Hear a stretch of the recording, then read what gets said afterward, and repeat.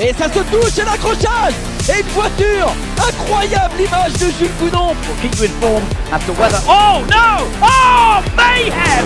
And there's millions and millions and millions of dollars of damage here. Wow, that is wild. I've never ever seen. I don't know why he just doesn't stop. Oh, Mir's down! Oh, and so is Magical Train. They're all down. Something must be down on circuit. What's going on here? Absolute carnage. Absolute carnage here. It looks like it's on fire. It's the number 5 car. It's 𝐵𝐵𝐿𝐵𝐿𝐵𝐿, the driver that was leading the race. He's out of the car. Car's on fire. And there's our camera. Was installed in the bollard, currently being pushed around by �𝐵𝐿𝐵𝐿𝐵. And this is the moment where the camera is in the middle bollard. And, well, he took both of them out for good measure. There's the remnants of our camera hanging out to the bollard and wraps around the rest of the car and actually the octopus. So he's trying to weave to get rid of that bollard caught under the car. So he's into the pitch. You can see the clock ticking down. Radio check, Sebastian, radio check.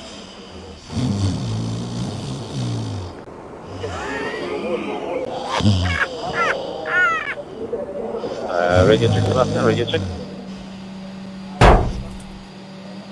Audio check.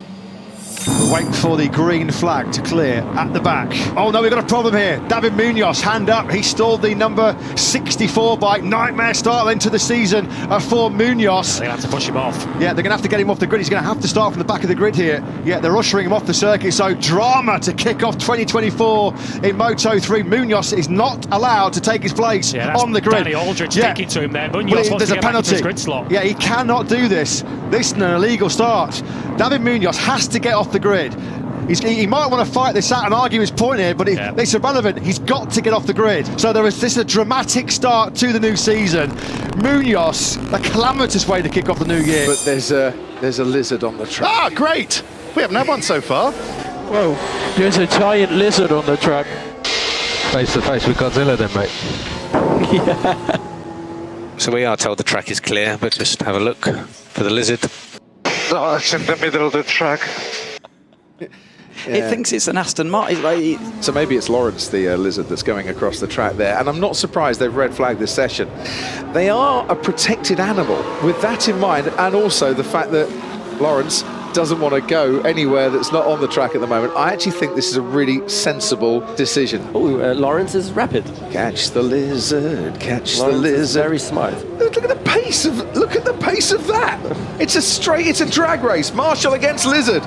Daniel Ricciardo's smiling, and I'm not surprised. This I've never seen before. Marshall chases lizard. Oh, this is going to be a long night, and some nervy teams waiting to get us through to daylight as well as the temperature changes. But no problem for the fans who are getting the moves going around the fire. They're enjoying themselves. Yeah, there's something about this place and enjoyment levels that just seem to be quite fluid. Well, they come very naturally. Reste bien attention à l'intérieur. Et ça se touche, et l'accrochage. Et une voiture. Incroyable image de 𝐬𝐿𝐵𝐿 posée sur le toit de Geoffrey Denardat. Et 𝐬𝐿𝐵𝐿 qui va perdre gros au championnat cette année. Une image absolument incroyable et insolite. Ah, cette image, elle va faire le tour des... Stippler, who comes across the line to win the 24 Hours of Spa for 2012. The Ford Mustang struggling across the line as well there, you can see, as it tries to get going and take the flag taken. And how about this to get the Mustang over the timing line? It's a big, heavy car and a great effort this. How about this for commitment? The car doesn't want to move any further. And a punctured tyre on the last lap and a spin. This is Frank Keckler at the last corner. The number 66 BMW has got a puncture. He's not yet got to the checkered flag. He's within sight of it. And Frank Keckler on the last lap of the race has had a tyre go down. He's going to come across the line. Car number 50 appears to have slowed. Is he toying with the opposition, or is there a problem? This is our race leader. This was a car that's about to win the Japan Cup Championship. Is he doing it to wind up his pit crew? This is painful to watch. The BMW is petering out of any momentum at all. Looking in the background, sweeping in to take victory for Toyota. That's extraordinary. I thought that was just a bit of drama being put into the mix. It's not even going to get second place. It's going to be a Toyota 1-2 victory for Seita Nonaka, and it's stationary. The lights are on, but nothing is happening. She's pushing, but that car is hardly moving. Oh, How cruel is that?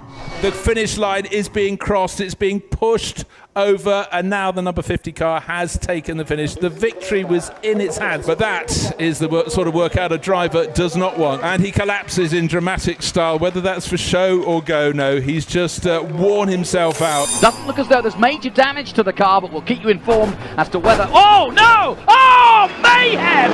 And there's millions and millions and millions of dollars of damage here at the mighty Macau, and that is one of the worst GT accidents I've ever seen here. And in the place, the city that is a gamble, the lottery has absolutely come to an end. My goodness. Oh, here we go, on board. Oof. My goodness. What were you saying as we walked across the bridge? Everything had been relatively clean so far today. Mm-hmm. I rest my valise. Keep that intensity up right now. Oh no!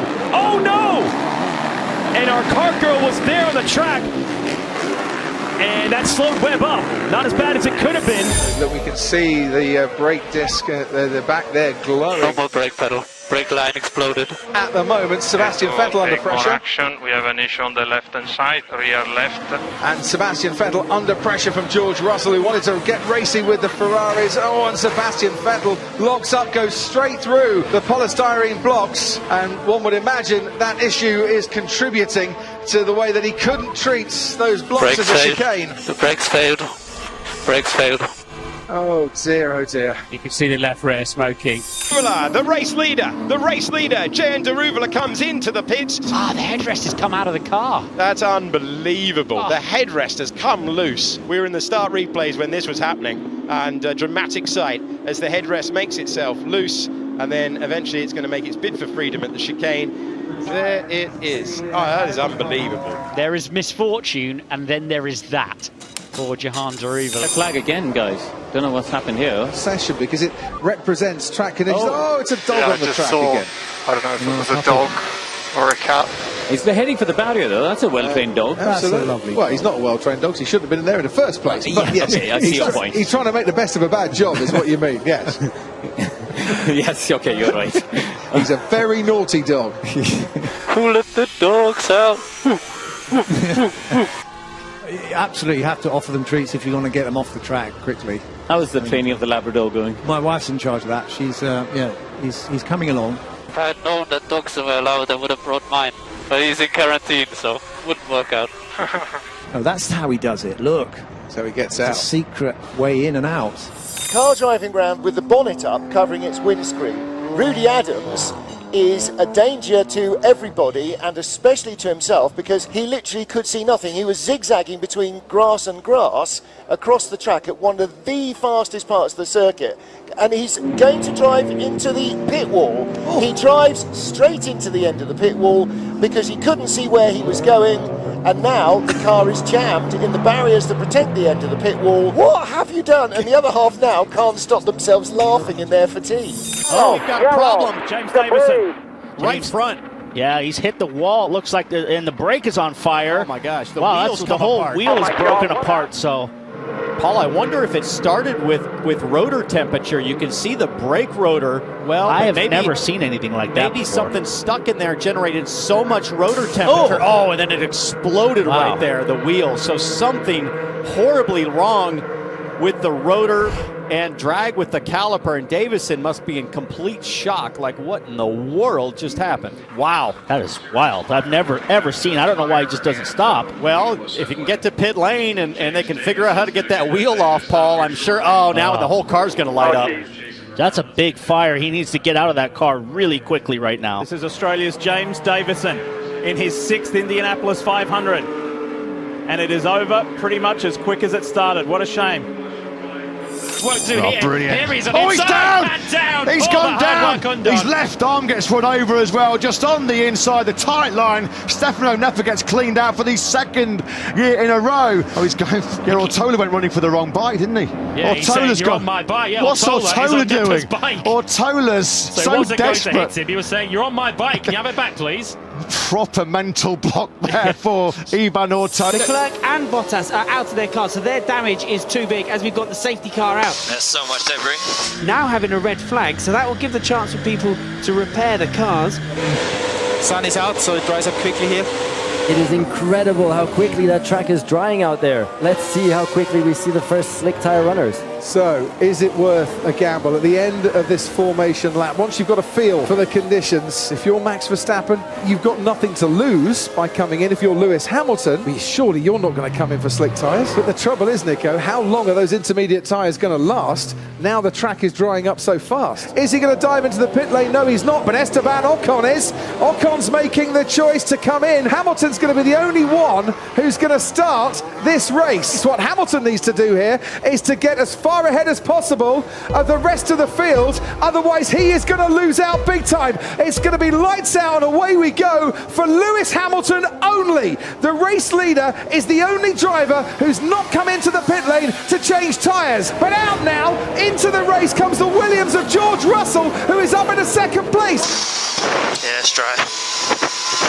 Yeah, copy Lewis, so box. Mercedes made a huge error here. A massive mistake, but of course, I mean, it's such a difficult situation. When Hamilton comes out into this race, he's now going to feel right at the back. It might last. Yeah, 8 benders. He flat spotted his right front tyre and his car is suffering severe vibration. McLaren have two choices: change the tyre and hand the victory to Alonso, or try and make it to the finish. Kimi can see the problem with his tyre, but it's the final lap. Can it just hold on? Fantastic finish to a Formula 1 race. Raikkonen is under real pressure. There goes the tyre, let's go. He just misses the VAR. And I said he should have pitted. I told you he would have got a podium if he'd pitted, instead of which he's going to get absolutely nothing. Ron Dennis can't believe it. The racer in Raikkonen wanted the victory. He wanted to stay out there. The common sense man said bring him in. They didn't do it. Alonso's going to take another 10 points out of him in the World Championship. And there's a smile underneath that Spanish crash helmet, because Alonso is going to win the European Grand Prix, having not had a sniff of it for the whole race. Back live in Monte Carlo on lap 51, and the man who was in second place, Kimi Raikkonen, is pulling off the racetrack, and now Raikkonen is out of this Grand Prix when he was looking set for certainly a chance to win it at one point. And it looks like yet another mechanical failure and a long walk back through the tunnel. That's a good 20 to 25 minutes to the paddock from there. Plenty of time to have some thoughts about what you do about this situation. Ted Kravitz. And there's a forlorn Kimi Raikkonen still trying to find his way back. It's a very lonely Kimi Raikkonen who makes his way back. He's walking slowly. He's not in any great hurry to get back and face the team. Definitely a chance of a win here this afternoon. There is Kimi Raikkonen. He's not even gone back to the paddock. He's got his shirt off. He's on his boat, which has a splendid name, One More Toy. He's with some of his best mates from Finland who've consumed their own weight in champagne and beer while he's been off the pop all weekend. There's a replay of the crash at the start. Oh, there you go. Oh, there you go. There you go. That's it. Yeah, well, we thought it might be Cornfart. Yeah, he's had a look down. And unfortunately, that's too late. And of course, all of this is allowing Joan Mir to close in. Oh, Mir's down! Oh, and so is Maverick and Trey. They're all down. There's oil down. Something must be down on circuit. What's going on here? Absolute carnage. Absolute carnage here. Down at turn number 6, and red flags will be out in just a second. Yeah, there's oil down, isn't there? Something's down. We must have at least a dozen riders down there. I have never seen anything like it in my life. Almost everybody that hit the oil first was on the floor. He saw that motorcycle flying through the air and he just reacted at the last minute. One of the most bizarre scenes you are ever likely to see. This is going to be a massive, massive clean-up operation.